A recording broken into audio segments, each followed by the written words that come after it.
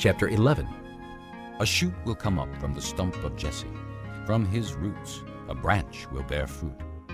The Spirit of the Lord will rest on him, the Spirit of wisdom and of understanding, the Spirit of counsel and of power, the Spirit of knowledge and of the fear of the Lord.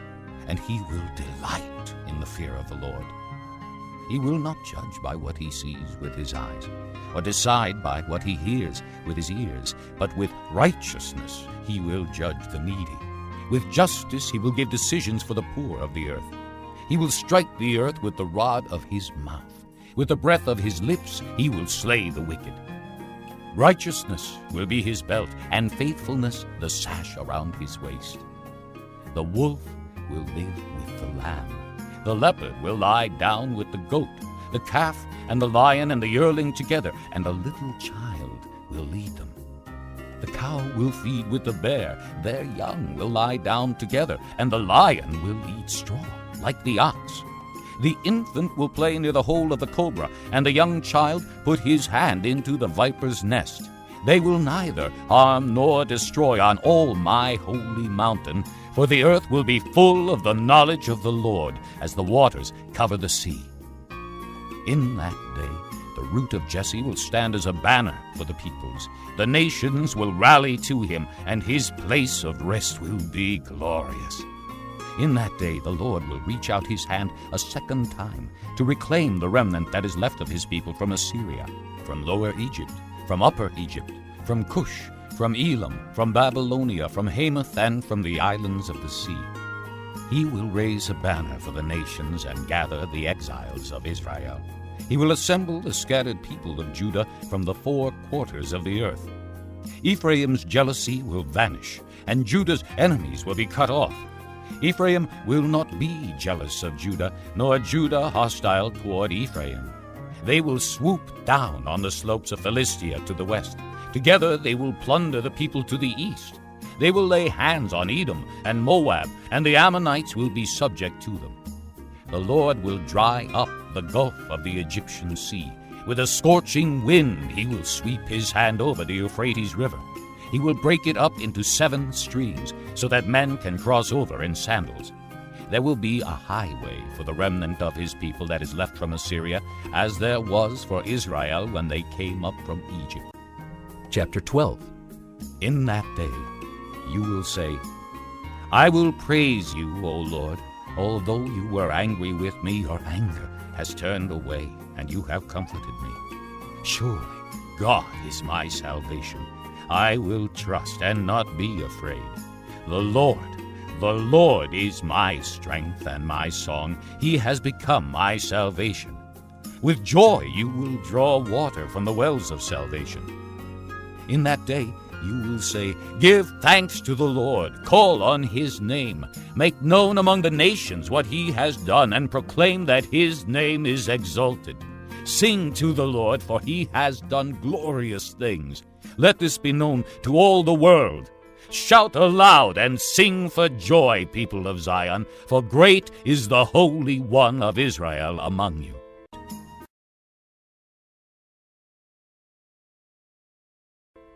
Chapter 13. An oracle concerning Babylon that Isaiah son of Amos saw. Raise a banner on a bare hilltop. Shout to them. Beckon to them to enter the gates of the nobles. I have commanded my holy ones. I have summoned my warriors to carry out my wrath, those who rejoice in my triumph. Listen, a noise on the mountains like that of a great multitude. Listen, an uproar among the kingdoms like nations massing together. The Lord Almighty is mustering an army for war.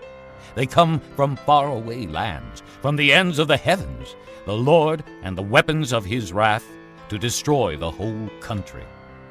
Wail, for the day of the Lord is near. It will come like destruction from the Almighty.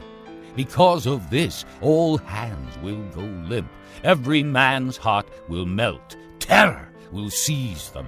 Pain and anguish will grip them. They will writhe like a woman in labor. They will look aghast at each other, their faces aflame. See, the day of the Lord is coming, a cruel day with wrath and fierce anger to make the land desolate and destroy the sinners within it. The stars of heaven and their constellations will not show their light. The rising sun will be darkened, and the moon will not give its light. I will punish the world for its evil, the wicked for their sins. I will put an end to the arrogance of the haughty and will humble the pride of the ruthless. I will make man scarcer than pure gold, more rare than the gold of Ophir. Therefore I will make the heavens tremble, and the earth will shake from its place at the wrath of the Lord Almighty in the day of his burning anger. Like a hunted gazelle, like sheep without a shepherd, each will return to his own people. Each will flee to his native land. Whoever is captured will be thrust through. All who are caught will fall by the sword. Their infants will be dashed to pieces before their eyes. Their houses will be looted and their wives ravished. See, I will stir up against them the Medes, who do not care for silver and have no delight in gold. Their bows will strike down the young men. They will have no mercy on infants, nor will they look with compassion on children. Babylon, the jewel of kingdoms, the glory of the Babylonians' pride, will be overthrown by God like Sodom and Gomorrah. She will never be inhabited or lived in through all generations. No Arab will pitch his tent there. No shepherd will rest his flocks there. But desert creatures will lie there. Jackals will fill her houses. There the owls will dwell, and there the wild goats will leap about. Hyenas will howl in her strongholds, jackals in her luxurious palaces. Her time is at hand, and her days will not be prolonged. Chapter 14. The Lord will have compassion on Jacob. Once again he will choose Israel, and will settle them in their own land. Aliens will join them and unite with the house of Jacob. Nations will take them and bring them to their own place, and the house of Israel will possess the nations as menservants and maidservants in the Lord's land. They will make captives of their captors and rule over their oppressors. On the day the Lord gives you relief from suffering and turmoil and cruel bondage, you will take up this taunt against the king of Babylon. How the oppressor has come to an end! How his fury has ended! The Lord has broken the rod of the wicked, the scepter of the rulers, which in anger struck down peoples with unceasing blows, and in fury subdued nations with relentless aggression. All the lands are at rest and at peace. They break into singing. Even the pine trees and the cedars of Lebanon exult over you and say, "Now that you have been laid low, no woodsman comes to cut us down." The grave below is all astir to meet you at your coming. It rouses the spirits of the departed to greet you. All those who were leaders in the world, it makes them rise from their thrones. All those who were kings over the nations, they will all respond. They will say to you, "You also have become weak as we are. You have become like us." All your pomp has been brought down to the grave along with the noise of your harps.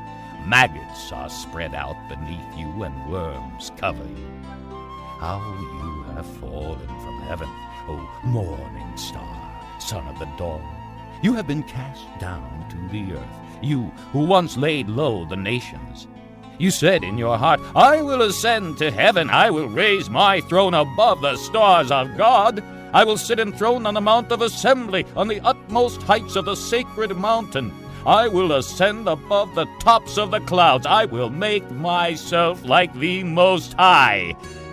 But you are brought down to the grave, to the depths of the pit. Those who see you stare at you. They ponder your fate. Is this the man who shook the earth and made kingdoms tremble?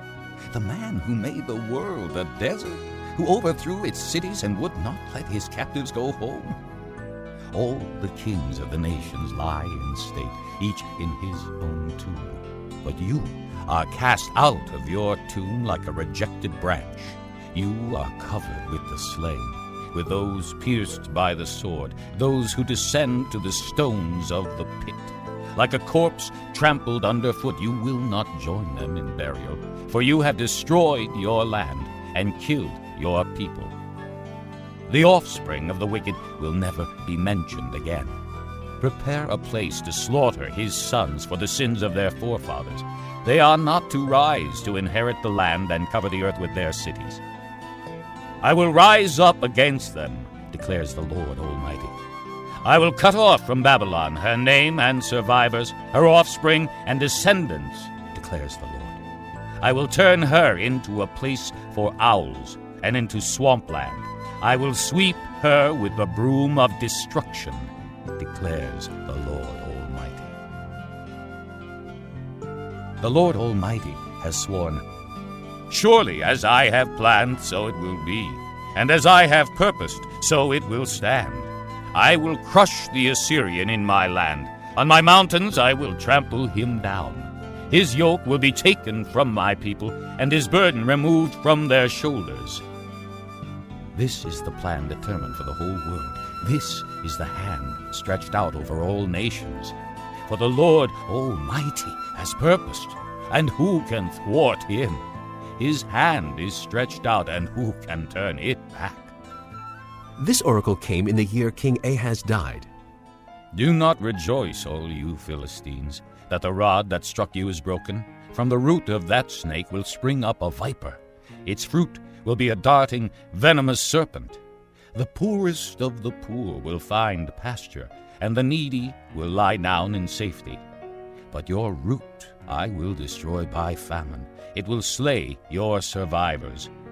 Wail, O gate! Howl, O city! Melt away, all you Philistines! A cloud of smoke comes from the north, and there is not a straggler in its ranks. What answer shall be given to the envoys of that nation? The Lord has established Zion, and in her his afflicted people will find refuge. Chapter 15. An oracle concerning Moab. Ar in Moab is ruined, destroyed in a night. Kir in Moab is ruined, destroyed in a night. Dibon goes up to its temple, to its high places to weep. Moab wails over Nebo and Medeba. Every head is shaved and every beard cut off. In the streets they wear sackcloth. On the roofs and in the public squares they all wail, prostrate with weeping. Heshbon and Elealeh cry out. Their voices are heard all the way to Jahaz. Therefore the armed men of Moab cry out, and their hearts are faint. My heart cries out over Moab. Her fugitives flee as far as Zoar, as far as Eglath-Shilishiyah. They go up the way to Luhith, weeping as they go. On the road to Horonaim they lament their destruction. The waters of Nimrim are dried up, and the grass is withered. The vegetation is gone, and nothing green is left. So the wealth they have acquired and stored up they carry away over the ravine of the poplars. Their outcry echoes along the border of Moab. Their wailing reaches as far as Eglaim, their lamentation as far as Beer Elim. Demon's waters are full of blood, but I will bring still more upon Demon, a lion upon the fugitives of Moab, and upon those who remain in the land.